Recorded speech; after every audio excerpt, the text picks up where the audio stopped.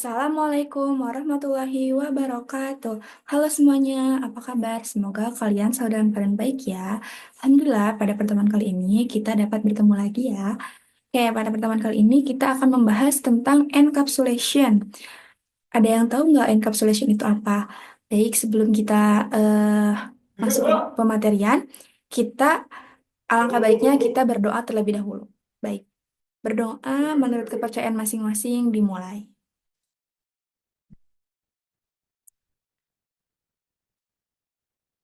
Berdoa dicukupkan. Baik, kita langsung mulai saja ke dalam pemateriannya ya.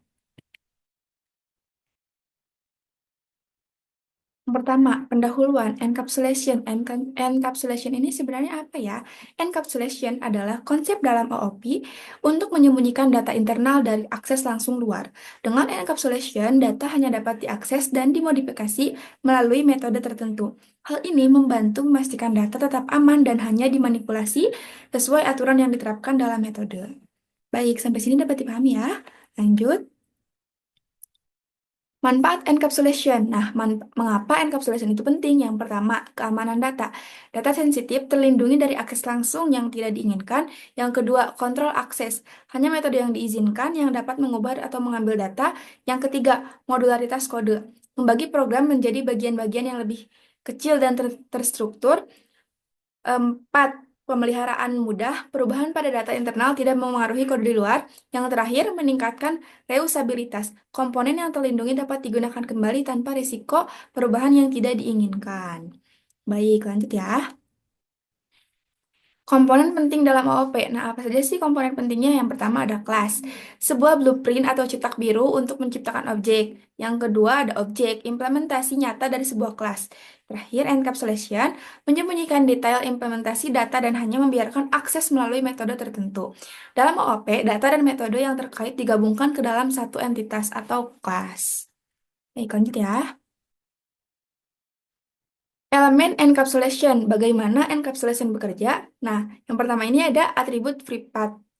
Atribut atau data yang hanya bisa diakses dari dalam kelas itu sendiri. Karena tadi sendiri sudah dijelaskan bahwa FreePath. Jadi, bisa diakses dalam kelas itu sendiri. Nah, lalu selanjutnya ada metode getter, yaitu memberikan akses untuk membaca data privat. Lalu yang selanjutnya ada metode setter, memberikan akses untuk mengubah data private. Lalu selanjutnya ada akses modifier, yaitu digunakan untuk mengatur tingkat aksesibilitas, public, protected, dan private. Contoh sederhananya, menggunakan nama atribut dengan awalan garis bawah, underscore, underscore untuk menandai private. Baik, lanjut ya. Pentingnya getter dan setter. Getter digunakan untuk mengambil nilai dari atribut private tanpa mengungkapkan atribut langsung, memastikan keamanan dan kontrol saat mengambil data. Lalu untuk setter sendiri digunakan untuk mengubah nilai atribut private dengan validasi, memastikan bahwa data yang dimasukkan sesuai aturan. Baik, lanjut. Kelebihan encapsulation. Yang pertama, melindungi data, menyediakan validasi, mempermudah debugging, fleksibilitas, dan meningkatkan kebersihan kode. Selanjutnya, risiko tanpa encapsulation. Apa saja masalah yang akan muncul? Atribut yang bersifat publik rentan terhadap perubahan tak terkontrol.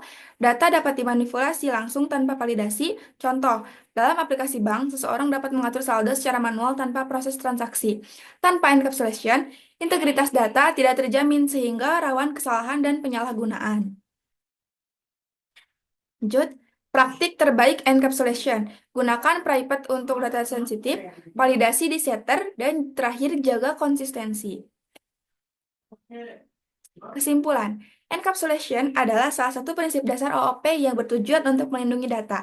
Dengan menyembunyikan detail implementasi dan memberikan akses melalui metode khusus, encapsulation memastikan keamanan, modularitas, dan kemudahan pemeliharaan program. Dalam Python, konsep ini diwujudkan melalui penggunaan atribut private, getter, dan setter, yang membantu menciptakan aplikasi yang lebih terstruktur. Nah, tak terasa, kita sudah sampai di penghujung pematerian. Baiknya kita mengucapkan Alhamdulillah bersama-sama. Alhamdulillahirabbil alamin. Baik, terima kasih. Saya tutup. Wassalamualaikum warahmatullahi wabarakatuh.